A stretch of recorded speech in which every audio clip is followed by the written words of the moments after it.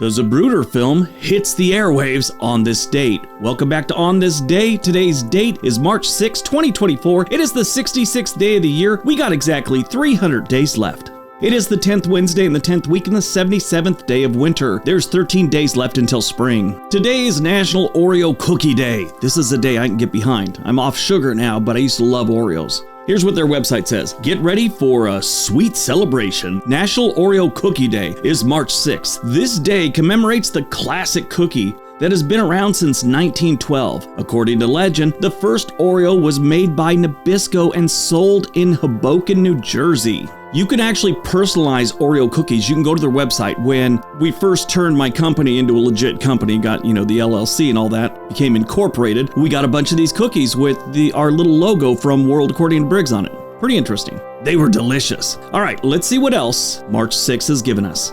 1899, Bayer registers aspirin as a trademark. So in 1999, the Bayer Corporation, which is a German company, had gotten accused of using Nazi slave labor for different experiments and slave labor. A lot of companies around that time were coming out and said, yeah, we did this. It was a long time ago. There were several court cases and people got paid. But I saw this press conference, and it's in typical German fashion. The Bayer Corporation had been accused of this, and they were going to have a spokesperson give a press conference. So all these people are there waiting for this press conference to happen, and one guy walks out alone. Well-dressed man. He gets up to the microphone in English, but with a heavy German accent, says, "The Bayer Corporation of the 1930s and 40s has nothing to do with the Bayer Corporation of 1999. Thank you." Turns around and walks away. And I do apologize for that horrible German accent. 1933, the Great Depression. Franklin Delano Roosevelt declares a bank holiday, closing all U.S. banks and freezing all financial transactions. So back on March 5th, 1933, President Roosevelt decided to hit the pause button on all banking activities for 4 whole days, starting on March 6th. This was just because he wanted everyone to take a break. There was a big run on the banks at the time, for good reason. Banks were closing left and right, and folks were losing their trust in the financial system in a big way. Roosevelt called for a bank holiday. Roosevelt's so-called bank holiday was his way of trying to stop the bleeding. Give everyone a pause, give the government some time to figure out things, and hopefully get the banks back on their feet. Then, after what must have felt like the longest week ever, banks threw open their doors on March 13th, 1933. Imagine the scene out in front of the banks. Roosevelt's little plan had worked because people were lined up on the 13th waiting to redeposit the money that they had hoarded the week before. But the bold move did seem to work, as it played a crucial role in restoring public confidence in the financial system. 1970, an explosion at the Weather Underground safe house in Greenwich Village kills 3. There are 2 Weather Undergrounds. Currently, the Weather Underground is a commercial weather service providing real-time weather information over the internet. Now, back in the 1970s, there was a different Weather Underground. The Weather Underground was a far-left Marxist militant organization first active in 1969, founded on the Ann Arbor campus of the University of Michigan. Originally known as the Weathermen, the group was organized as a faction of the Students for Democracy, or SDS. Officially known as the Weather Underground organization, began in 1970s. The group's express political goal was to create a revolutionary party to overthrow the United States government, which the Weather Underground organization believed was an imperialist government. The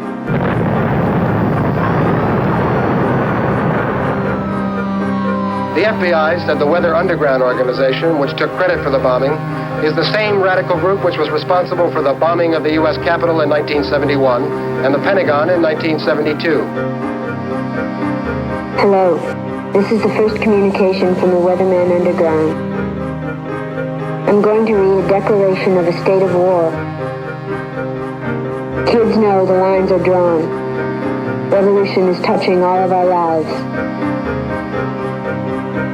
This system is going to be overthrown. It's going to mean a fight.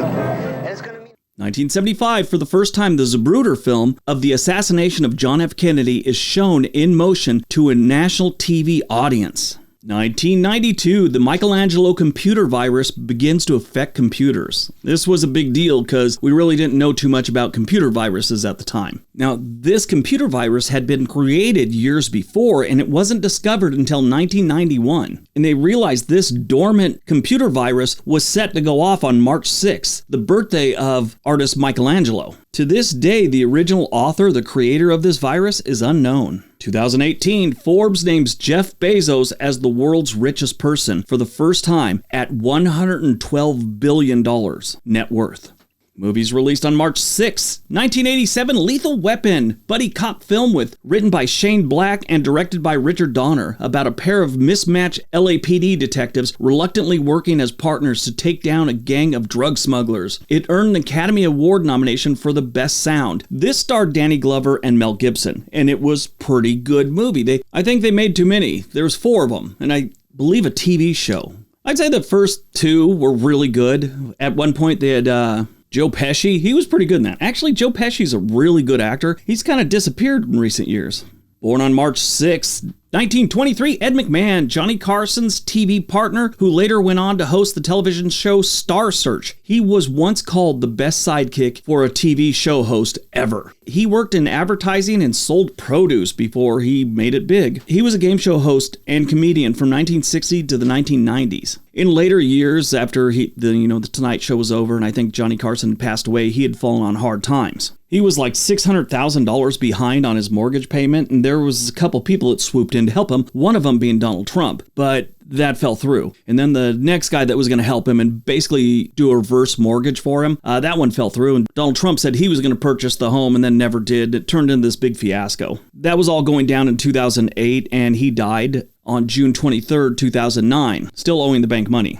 Died on March 6, 2016, Nancy Reagan, former First Lady of the United States. She was married to President Ronald Reagan, obviously, for 52 years. She was known as an anti-drug advocate while in the White House. She did that Just Say No program. She worked as a nurse's aide and a sales clerk after attending Smith College in Massachusetts, where she majored in English and drama and graduated in 1943. She starred as Nancy Davis in several films in the 1940s and 50s, including The Next Voice You Hear in 1950. She appeared in an episode of the popular TV sitcom Different Strokes to promote her Just Say No anti-drug initiative.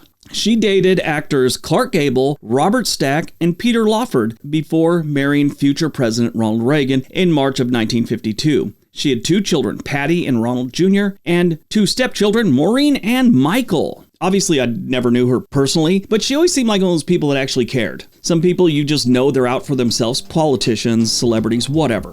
On March 6, 2016, Nancy Reagan died of heart failure at her home in Los Angeles at the age of 94. On March 7th, President Barack Obama issued a presidential proclamation ordering the U.S. flags be flown at half-staff until sunset on the day of Reagan's internment.